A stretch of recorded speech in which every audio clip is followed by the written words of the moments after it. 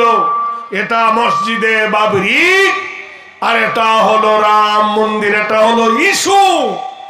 এই ইস্যুকে কেন্দ্র করে ভোট নেওয়া, মানুষ যাতে বাবরির আন্দোলন করতে না পারে কুটকুটি একটা ব্যারাম দিয়ে দিল, নাম শুনিয়ে দিল, তার নাম হলো এনআরসি।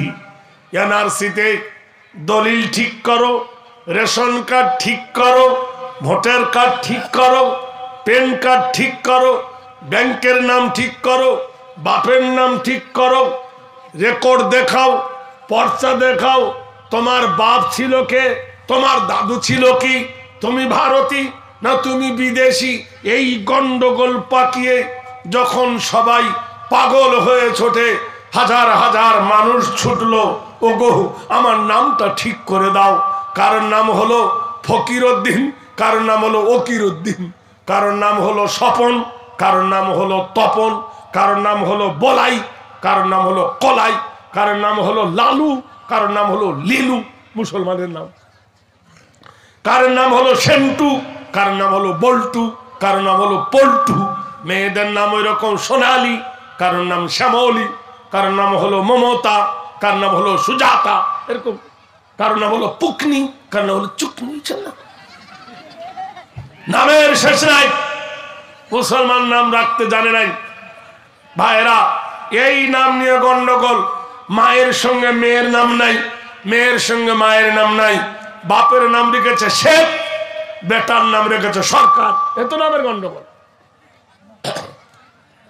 সেই সময় ভারতবর্ষের তোলপাড় চলছে, জনগণের মধ্যে মতৈক্য দিয়ে সেই সময় রায় হয়ে গেল যে ভারতবর্ষের মাটিতে মন্দির ভেঙে জহিরুদ্দিন মোহাম্মদ মসজিদ বানিয়েছিল, নাউজুবিল্লাহ পড়ুন।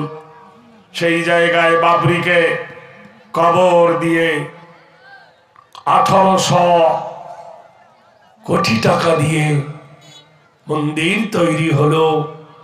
হে মুসলমান, কোথায় আছো? নজর উঠিয়ে দেখো, নজর তালিয়ে দেখো।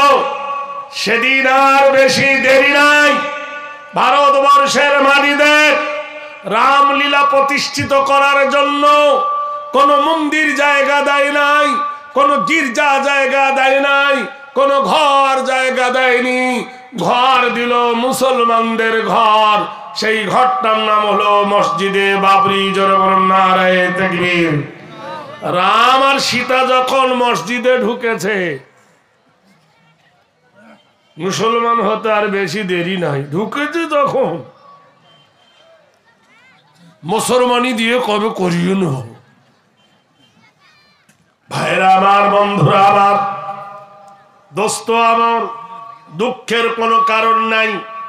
ইসলামের বিপদ যত হয় ঘনীভূত, ইসলাম হয় তত ত্বরান্বিত। हर करबाला की बात इस्लाम जिंदा होता है। जोरे बोलुन नाराए तकबीर, एक बार जोरे बोलुन नाराए तकबीर। এদের ভোল্টেজ ওঠে না কেন? আমাদের দেশে দুটো মেয়ে ঝগড়া করে, এর থেকে জোরে আওয়াজ হয়। হ্যাঁ, আল্লাহ পার্টির মিছিল হলে বলতো আমাদের দাবি মানতে হবে, নইলে গদি ছাড়তে হবে। আগামীকাল ট্রেনের চাকা ঘুরছে না, ঘুরবে না, সেদিকে খুব আছে, কোমর ধরলে শুয়ে পড়ে। লড়াই লড়াই লড়াই চাই, লড়াই করে বাঁচতে চাই। হে মুসলিম, মায়ের কাছে ছেলে বলছেন, মা আমি বাজারে যাব, আমার জন্য দোয়া করো। কেন যাবি বাবা? জানানি মা গো, তোমার জামা নাই, তোমার কুর্তা নাই, তোমার পায়ে জামা নাই, তোমার জন্য জামা কিনতে যাব মা। কেমন পোশাক আনিলে তুমি খুশি হবে গো মা? কোনদিন মাকে জিজ্ঞেস করেছে, রমা কেমন শাড়ি তোমার জন্য আনবো? প্রধানমন্ত্রী কানে পিন করে দেবে, বউ এই রঙের শাড়ি আনবেন। অমুক মাওলানার বউ সেদিন পরেছিল যেমন শাড়ি, ওই রকম শাড়ি আনতে হবে। 30টা দোকান থেকে বেছে শাড়ি এনেছেন, বিবিকে বলছে, আনোয়ারা শাড়ি পছন্দ হয়েছে? 3 কেজি মুখ ছিল, 9 কেজি হয়ে গেছে।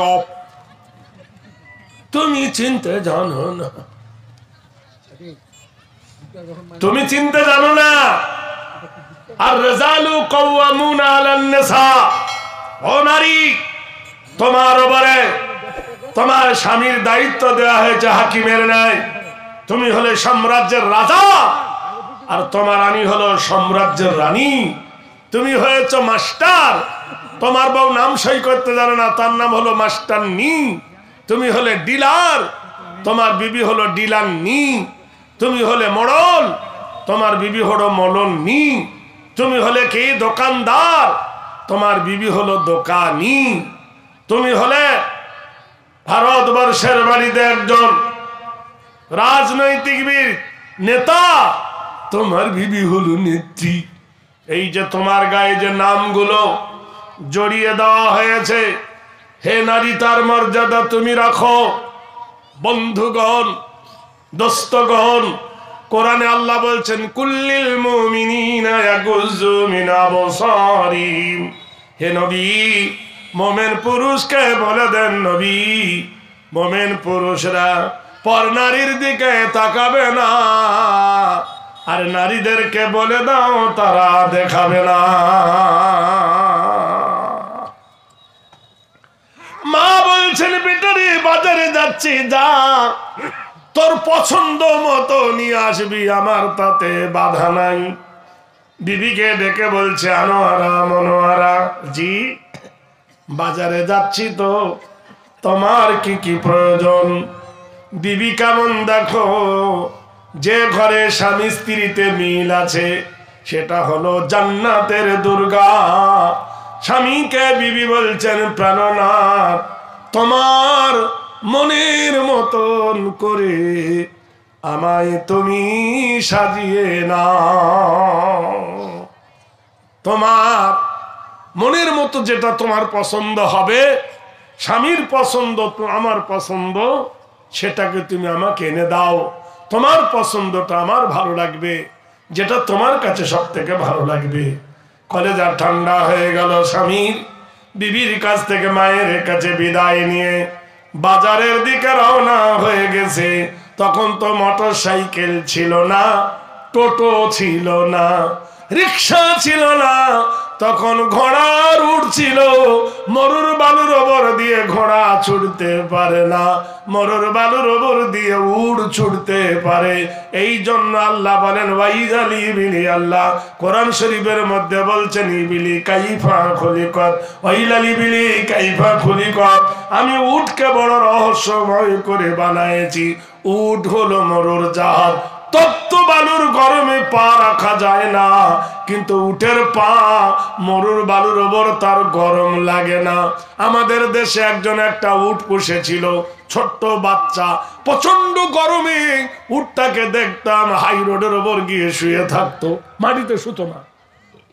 ওকে টেনে টেনে যতবার মাটিতে নিয়ে আসতাম, আবার যখন প্রচন্ড রোদ, চৈত্র মাসের ভীষণ খরা, গিয়ে রোদে গিয়ে শুয়ে থাকতো। আমি বলতাম, দেখছিস তো, এটা মরুর গরমের উট, এরা ঠান্ডা সহ্য করতে পারে না, এরা গরম ছাড়া থাকতে পারে না। উট এমন একজন প্রাণী, উট এমন একটা জানোয়ার, আল্লাহ পাক রব্বুল আলামিন বড় কুদরতময় করে বানাইছে। উটের ইতিহাস বহু রয়েছে রে বন্ধু। এই যুবক উটের পিঠে চড়েছে, উটের ওপর চড়ে বাজারের দিকে রওনা হয়ে গেছে। উটের ওপরে সোয়ার হয়ে চলেছে বন্ধু বাজারের দিকে। কিছু দূর যাওয়ার পরে মসজিদে ওই হচ্ছে আজান, চল নামাজে চল, অন্তরে তুই শান্তি পাবি, বুকে পাবি বল।